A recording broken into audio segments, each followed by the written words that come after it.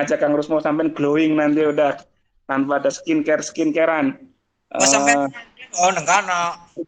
ora ono skincare ning ngono. Qala kemudian Rasulullah menceritakan fayakshiful hijab tabaraka wa ta'ala. Kemudian Allah buka hijabnya. Hijab itu artinya penutup. Ya, hijab niku artinya penutup. Kemudian Allah buka tutupnya, buka tirainya, buka satirnya. Fayanduruna ilaihi sehingga para penduduk surga bisa melihat Allah. Ya Allah, di surga melihatnya, di dunia nggak bisa. Orang kalau mau lihat Allah ya masuk surga dulu gitu.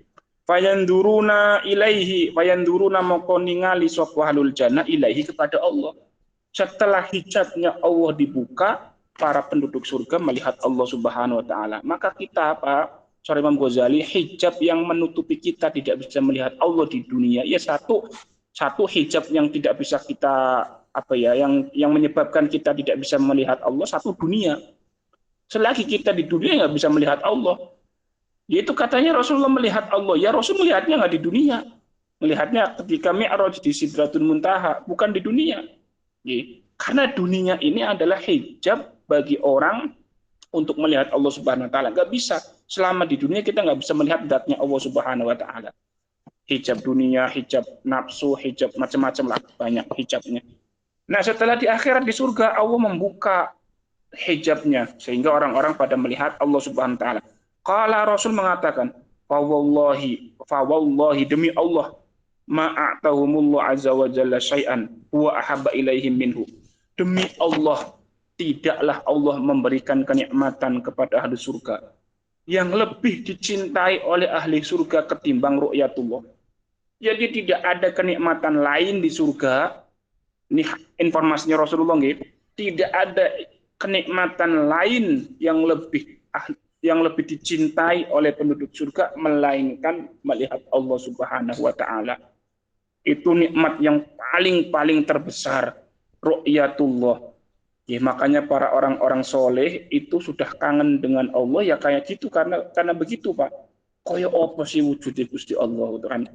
Ya, kalau kita kan masih takut ya, masih takut. Orang-orang alim, orang-orang soleh yang sudah rindu sama Allah udah kepengen melihat Allah. Bahkan ulama-ulama kita yang keimanannya sudah mencapai puncak makom-makom yang tinggi. Dan ini jenengan dieling-eling nggih. Setiap orang yang keimanannya sudah mencapai puncak, Pak. Dalam arti hal ini orang-orang sufi itu kadang-kadang ada kata-kata yang nggak masuk akal, Mbak. Kadang-kadang ada kata-kata yang nggak masuk akal.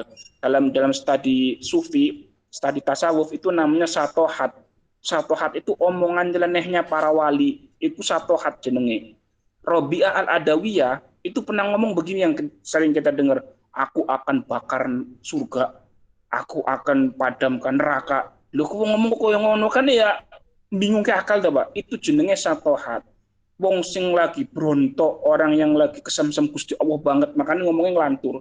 Ya Kang Rusmo dulu kalau waktu masih demenan kan ya ngomongnya ngelantur. Ya kan? Begitu juga ada wali, Pak. Itu beliau bilang begini, Habib Ali Al-Habsyi yang ngarang Simtuduror, itu beliau ngomong begini, saya nggak mau masuk surga kalau di surga nggak ada kanjeng Nabi. Begitu. Omongan satohat, omongan sangkin brontone maring kanjeng Nabi, omongan sangkin rindunya maring Nabi. Aku nggak mau masuk surga kalau di surga tidak ada kanjeng Nabi. Ya, jadi yang beliau cari itu nabinya, yang beliau cari itu kanjeng Nabi, bukan surganya. Begitu juga Robi Adawiyah yang beliau cari itu Allahnya, bukan surganya. Begitu. Jadi jangan heran kalau ada orang-orang yang sudah memang majdub, sudah tertarik, sudah cinta kepada Allah, itu ngomongnya ngelantur, Pak. Jadi kalau wong edan beneran ngomongnya ngelantur, ya ojo dianggap wali. Kadang-kadang kita gak bisa membedakan mana yang wali majdub, mana yang memang benar-benar majdub, wong gila beneran. Gitu, dianggap orang gila wali, ya repot. Jadi orang-orang kita itu kadang-kadang salah kaprah gitu. Nah, jadi mboten aneh kalau ada orang-orang yang sudah dekat dengan Allah kemudian perkataan yang ngelantur. Ya secara syariat mungkin salah, tapi karena dia nggak sadar gitu loh Pak. Saking senengnya gitu. Makanya ada salah satu sufi yang mengatakan Imam Ibnu Arabi, ada sufi namanya Ibnu Arabi, itu kata-katanya kontroversi semua Pak. Kenapa? Karena dia lagi jadab, lagi ketarik dari Allah Subhanahu wa taala. lagi kesemsem dening Allah. Maka kata ulama syariat salah. Ya, syariat kan menghukumin yang dohir. Cuman karena lagi nggak sadar ngomongnya. Ngoten nggih. Jadi saat itulah hijabnya Allah Subhanahu wa taala, hijab itu sekali lagi hijab niku tutup satirnya Allah dibuka di surga. Nah, kita akan bisa memandang zatnya Allah Subhanahu wa taala, dan memandang zatnya Allah itulah kenikmatan yang paling besar yang dirasakan oleh penduduk ahli surga. Ahli neraka bagaimana kata Kang Rusmo? Nggak ngelihat. Kang Rusmo ning ahli neraka ya orang bisa melihat Gusti Allah Subhanahu wa taala nggih. Nggak bisa ngelihat yang di neraka niku. Nggih ngoten nggih. Kemudian Kanjeng Nabi Muhammad sallallahu alaihi wasallam dawuh dalam Quran surat napa niki Yunus nggih, surat Yunus ayat 26. Lilladzina ahsanu alhusna wa ziyadatun. Lilladzina iku tetep kaduwe wong akeh ahsanu kang padha gawe bagus sapa alladzina alhusna utawi ana ganjaran bagus, wa ziyadatun lan tambahan ay ra'yatullah. Bagi orang-orang yang berbuat bagus, artinya bagi orang-orang yang beriman dan beramal soleh, al-husna dia akan mendapatkan balasan surga. Wa ziyadah dan mendapatkan bonus. Ziyadah itu tambahan, berarti bonus. Ya kan harus mau ngapalin ziyadatun tambahan. Ya sampai nanti ngomong sama bosnya, bos tambahan ziyadah, bos THR berarti ziyadah tambahan hari raya kan THR berarti ya. Ziyadatun tambahan. Nah, tambahannya pas Ramadan berarti THR ya Kang ya. Nah, ziyadatun dan ada bonusnya. Apa bonusnya? Ulama tafsir mengatakan bonus tambahan kenikmatan di surga adalah ru'yatullah, melihat Allah Subhanahu wa taala. Dados ayat niki Quran surat Yunus ayat 26 menerangkan, menginformasikan orang-orang yang berbuat bagus di dunianya, ya soleh, ya amal soleh, ya beriman, nanti dia akan mendapatkan pahala kebaikan berupa surga dan mendapatkan bonus yaitu melihat Allah Subhanahu wa taala. Jadi kita kaum Ahlussunnah wal Jamaah meyakini bahwa kita nanti akan bisa melihat Allah, zatnya Allah. Kaya apa wujudnya ya wallahu alam bisawab. Kita juga belum ada yang pernah melihat kan, yang dijanjikannya kan nanti di surga. Kita beriman dengan apa yang disampaikan oleh Rasul dan juga diinformasikan oleh ayat-ayat Al-Qur'an.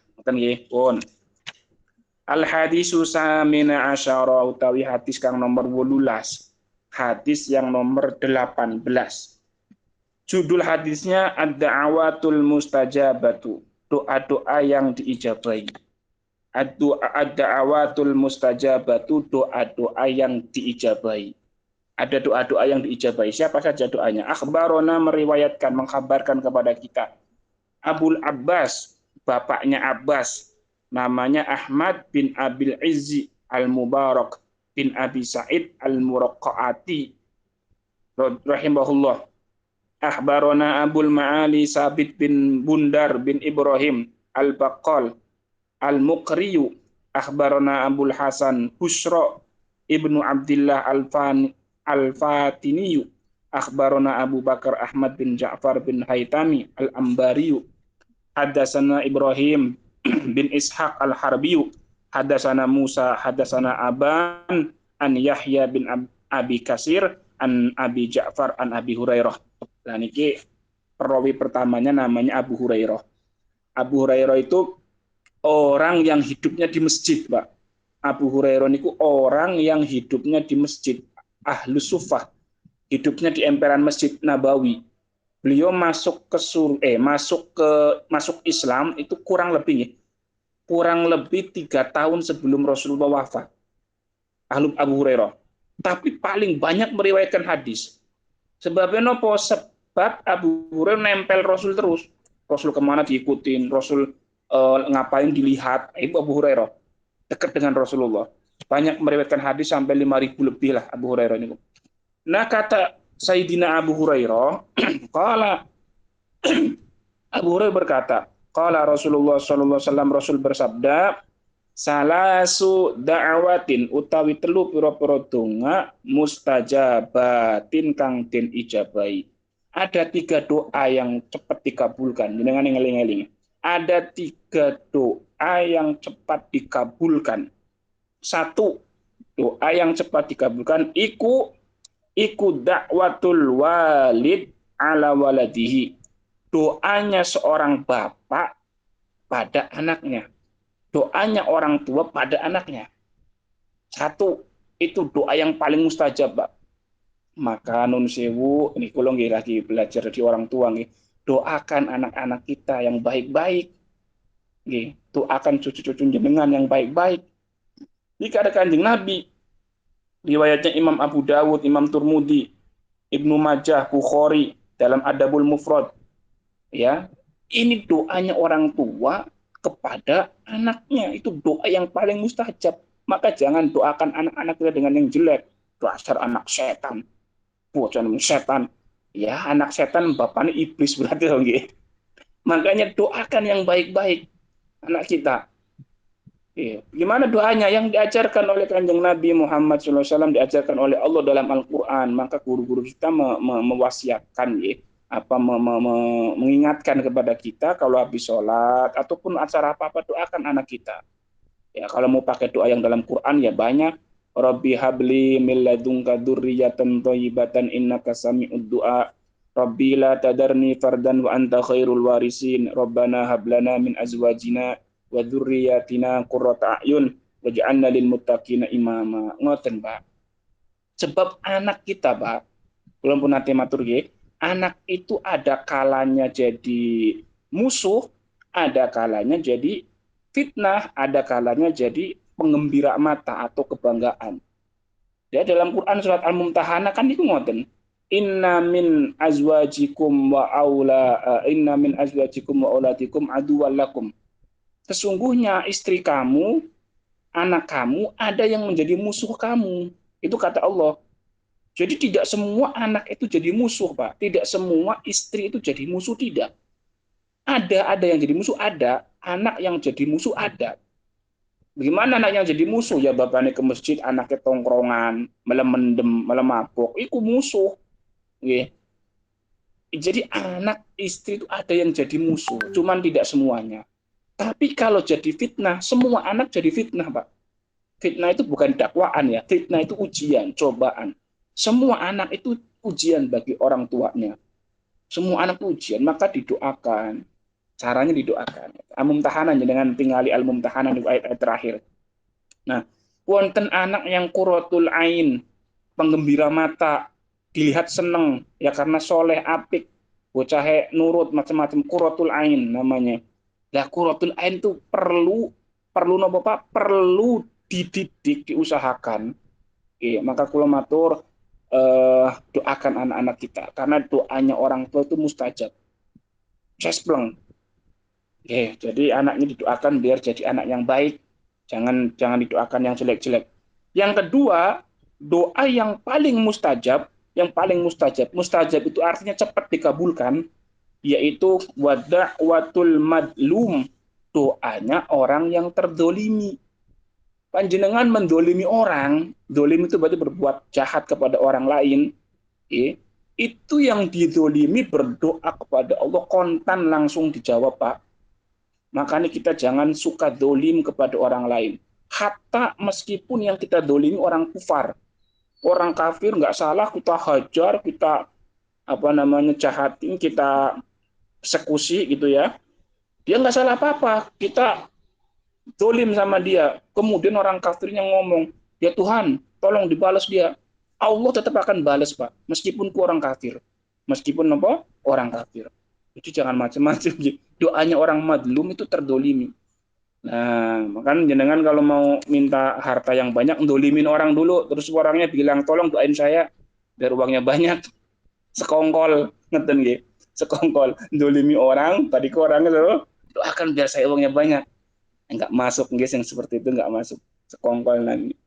Tapi kudu ngati-ngati gitu Bang, kalau ngelingaken kagem buat diri saya sendiri, hati-hati sebab doanya orang yang terdolimi itu cepat dikabulkan oleh Allah. Jangan suka jadi orang yang dolim, jangan suka jadi orang yang dolim. Yang ketiga, doa yang paling cepat dikabulkan wal musafiri, doanya orang yang sedang musafir. Musafir itu yang lagi bepergian, ikut doanya manjur. Bepergian sing nopo sing ora maksiat, bepergiannya nonton dangdut kayak Kang Rusmo ya, orang manjur doanya Kang sampean. Orang manjur. Oh, bepergian memaksiat, orang manjur doanya. Makanya wonten hadis, Pak, wonten hadis niku, wonten tiang sowan ke Kanjeng Nabi, rambutnya udah-udalan apa udah-udalan ini, rambutnya berantakan,